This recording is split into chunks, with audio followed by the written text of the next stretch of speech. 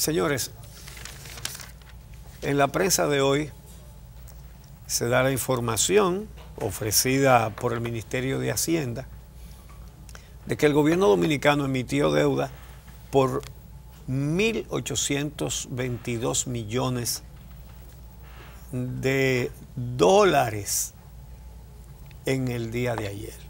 1.822 millones de dólares. En bonos, exactamente. Son casi 2.000, es decir, estamos hablando casi de 100.000 millones de pesos. Sí, sí, sí. Entonces, lo que llama la atención es la forma como ellos dan la información. Sí. Como que, ¡qué éxito, señores! Pudimos coger prestado casi 2.000 millones de dólares. Sí, y un éxito, según se plantea desde el Ministerio de Hacienda, también tiene que ver con el hecho de que parte de esa colocación de los bonos, algo más de 800 millones de dólares, fueron colocados en pesos, ¿no? 4.000 millones de pesos dominicanos fueron colocados en el mercado internacional en bono, y esto se haría por primera vez en la historia de la República Dominicana. Y la razón por lo que alegan este es un motivo de alegría es porque no solo este logro desde el punto de vista de las autoridades, sino por el hecho de que esto evidencia, según indicó el ministro de Hacienda, la confianza que tienen los inversores y los inversionistas internacionales en el país. Y que esa confianza de los inversionistas internacionales es producto, supuestamente, de que están convencidos que la República Dominicana tiene estabilidad económica y va a tener crecimiento económico durante los próximos años. Entonces, la pregunta que le podemos hacer al Ministerio de Hacienda cuando dice que es una buena noticia que se colocara esa deuda en pesos dominicanos, ¿en qué consiste la ventaja? Es decir, ¿es que la tendencia del peso es a revaluarse o a devaluarse? ¿No cuesta cada vez un poquito más de dólares? Sí.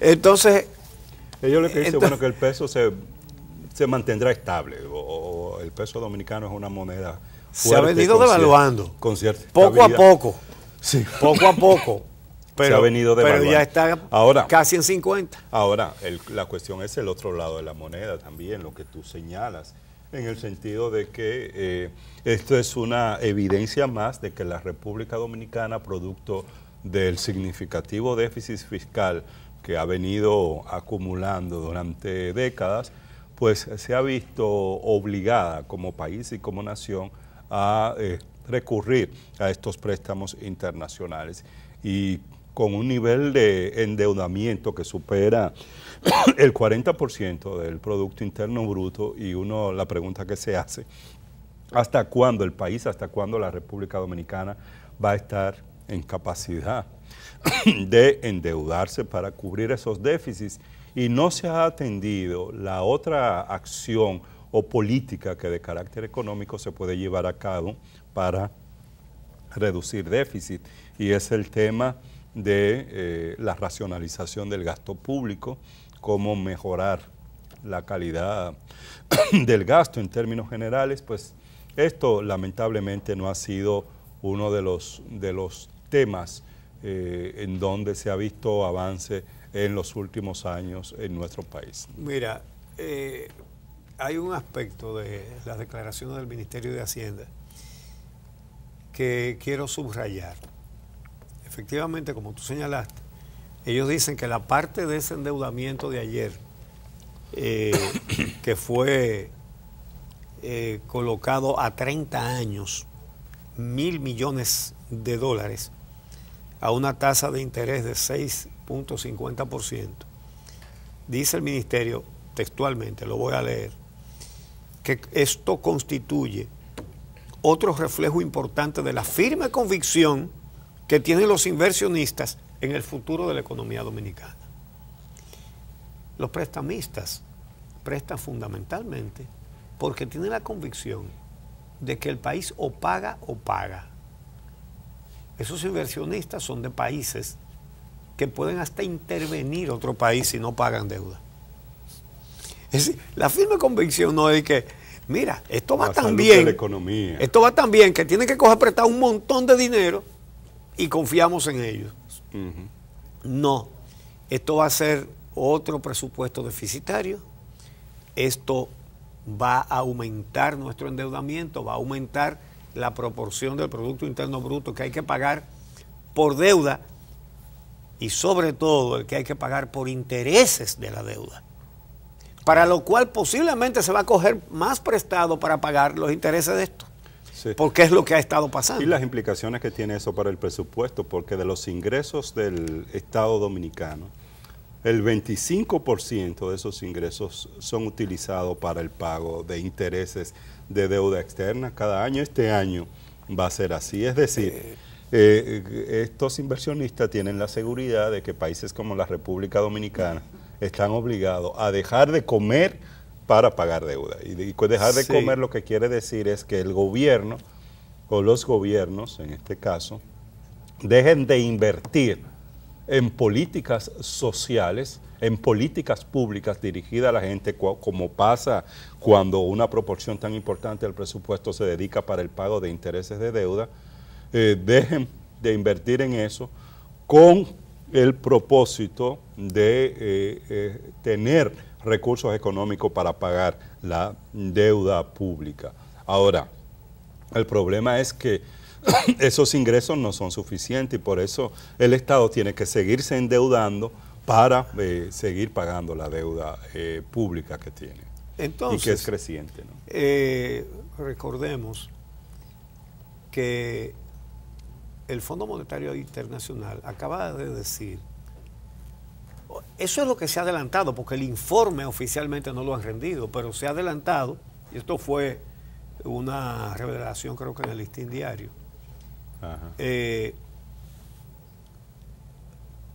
Pero lo dice de fuentes, ¿no? Y no hay por qué dudar de eso.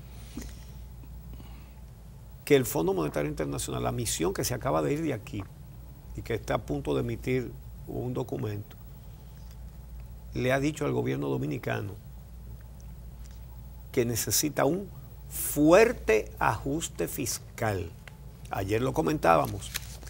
Eso lo que significa es que el fondo dice que para sostener el ritmo de endeudamiento es necesario que a usted le cobren más impuestos. Eso es lo que dice eso. Un fuerte ajuste fiscal. Fuerte. Esa palabra no la estamos poniendo nosotros. La pone el fondo, de acuerdo con la revelación del Listín Diario. Un fuerte ajuste fiscal para poder sostener este endeudamiento. Y, ojo, ¿saben lo que va a pasar con estos 1.822 millones de dólares que se acaba de coger prestado ayer? Van a provocar crecimiento económico, porque todos los recursos que entran forman parte de ese crecimiento.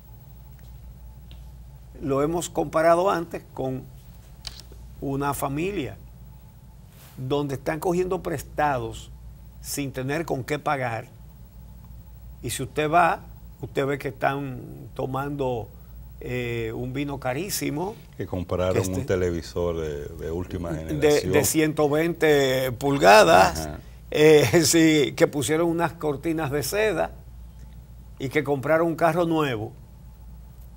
Y usted dice, pero a esa gente le está ingresando mucho dinero. Y es verdad que le está ingresando mucho dinero, pero es que lo están cogiendo prestado y no tienen con qué pagarlo. Es decir, son irresponsables. Eso mismo aplíqueselo al manejo del Estado, al manejo de la economía.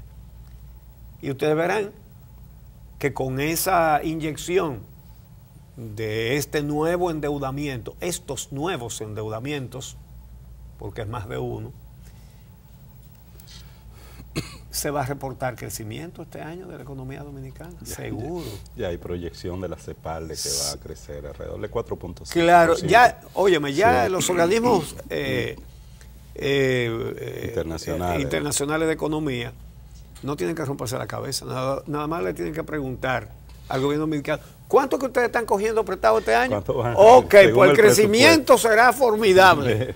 Alrededor de un 5%, un 4%. Sí. Pero bueno, y frente a todo esto, Uchi, la pregunta que uno se hace es, ¿y dónde está el pacto fiscal? Recordemos que en la Estrategia Nacional de Desarrollo, aprobada en el año 2011, se acordó la realización de varios pactos y uno de ellos precisamente es el pacto fiscal. Porque una de las cosas que se entienden es que si en la República Dominicana se sigue con la modalidad de hacer reformas parche en materia fiscal, que es lo que se ha hecho, y si uno revisa la historia de las reformas en el país en esta materia, uno va a encontrar que no son reformas fiscales como tales, sino reformas tributarias, o más bien incremento permanente de impuestos, que es lo que se ha hecho, y sobre todo del impuesto al consumo.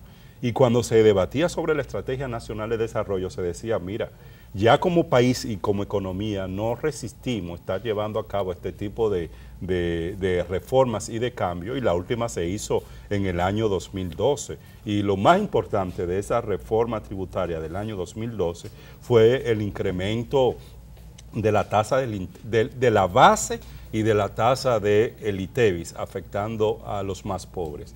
Y por eso se decía, bueno, se requiere ya que se lleve a cabo una reforma integral en materia fiscal, y por eso lo del pacto fiscal. Y cuando hablamos de reforma integral, quiere decir una reforma que afecte el lado de los ingresos que recibe el Estado, pero también el lado del gasto público, del gasto y de la calidad del gasto que lleva a cabo el Estado. Y en ese sentido es que se habla de la necesidad de una profunda reforma de la estructura fiscal en nuestro país, pero ese es un tema que se ha quedado, ya no está sobre la mesa. Algunos hablan de que en este periodo constitucional, es decir, hasta el año 2020, no habrá posibilidad de llevar a cabo, más que posibilidad, voluntad o disposición de llevar a cabo una reforma de esta naturaleza. Y sin esa reforma no es posible que salgamos de este círculo vicioso de déficit, endeudamiento, déficit, endeudamiento. Sí, porque la economía que más crece no da para hacer un presupuesto sin déficit, tampoco da para frenar el endeudamiento, tampoco da para competir en exportaciones, que es lo que produce una economía sana, no una economía que crece cogiendo prestado. La sanidad del crecimiento económico, que es producir bienes exportables, resulta que nosotros estamos compitiendo en el DER-CAFTA con países mucho más pobres y de mucho menos crecimiento económico, y todos nos están ganando en el intercambio comercial, nos venden más a nosotros que nosotros a ellos. ¿Cuáles son los países? Panamá, Guatemala, sí, Costa Rica, Honduras y Nicaragua, ¿no? En Nicaragua. Bueno, todos nos venden más a nosotros que nosotros a ellos. ¿Y cuál es el éxito de nuestra economía?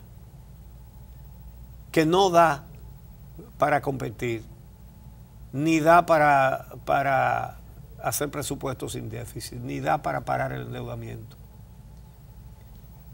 Señores, empeñando el futuro, porque estas deudas, hay una que es a 30 años. De esos dos endeudamientos de ayer, uno por $1.000 millones y otro por 822 millones de dólares. Una es a 5 años y otra a 30 años. Es decir, en 5 años se supone que Danilo Medina no es presidente. Se supone porque por la Constitución no lo puede ser, pero obviamente todo el mundo sabe, ¿verdad?, que la Constitución es lo que menos importa. Eso se resuelve en 5 minutos. Lo que da trabajo es aprobar una ley de partidos para que se fiscalice el financiamiento. Eso sí es difícil. Ahora, una Constitución en 5 minutos. Balaguer, miren la historia de los últimos mandatarios. Juan Bosch propició la Constitución del 63 y el primero que hizo poner en esa Constitución que estaba prohibida la reelección de manera absoluta. No es de que 2 periodos y después, que sé yo, que no, prohibida. Para siempre. Él lo puso. Ah, caray. Golpe de Estado, intervención norteamericana, Balaguer, dejado aquí por los gringos. En el 66. Y 3 años después de esa constitución, vino Balaguer y la cambió completamente y puso la reelección, que además indefinida, para siempre. Entonces, todas las crisis, todas las dolencias que eso le produjo a la sociedad dominicana, se trató de enmendar en 1994. Y entonces, después de una crisis, y entonces se prohibió la reelección, pero entonces, después de los primeros 4 años de Leonel, gana Hipólito, Hipólito compra una reforma constitucional. El tiro le salió por la culata a él, pero más a la sociedad que a él. Entonces aquí, la Constitución, como dijo Balaguer, es un pedazo de papel, pero del que vienen rollos. Entonces, porque para eso que lo usan. Todo el que llega ahí, se le mete una ambición de no despegarse más nunca en la vida de eso. Fíjense que hay uno que está ofreciendo 40 años más. Oiga qué oferta, oiga qué regalito. Hasta el 44. Hasta el 44. Para celebrar desde el poder los 200 años de la independencia dominicana. Sí. Y con un proyecto de desarrollo. De obras públicas. Centrado en obras públicas. Que aquí sabemos para qué han servido esas obras públicas. ¿Verdad? Así es. Para hacer a unos cuantos millonarios, multimillonarios, multimillonarios. Entonces, hay que señalar que esta semana se ha advertido que la Reserva Federal de los Estados Unidos puede que incremente las tasas de interés. Así es. Lo cual va a encarecer, ¿verdad?, las emisiones de deuda de otros países, es decir, nosotros. El financiamiento internacional. Y por otra parte, la calificadora de riesgos Moody's dice que esta emisión de bonos está calificada como BA3. Yo no me conozco bien todas esas nomenclaturas, pero lo importante es que dice que Moody's destaca el rápido crecimiento de la economía dominicana y la débil institucionalidad. Justamente por esa débil institucionalidad es que se fabrica de manera artificial un crecimiento económico cogiendo prestado. Por esa debilidad institucional que señala Moody's. Entonces, cuando el Ministerio de Hacienda dice, esto es muestra de la confianza, de la convicción en que la economía, no, de la convicción de que hay que pagar o hay que pagar. Porque hasta intervención puede haber si el país se niega a pagar o no puede pagar. Bueno, entonces, y dice Moody's en su reporte que la deuda del Estado Dominicano sigue en aumento, que los pagos de intereses representaban el 19.7% de los ingresos del gobierno en 2017 y se está pagando más intereses que capital.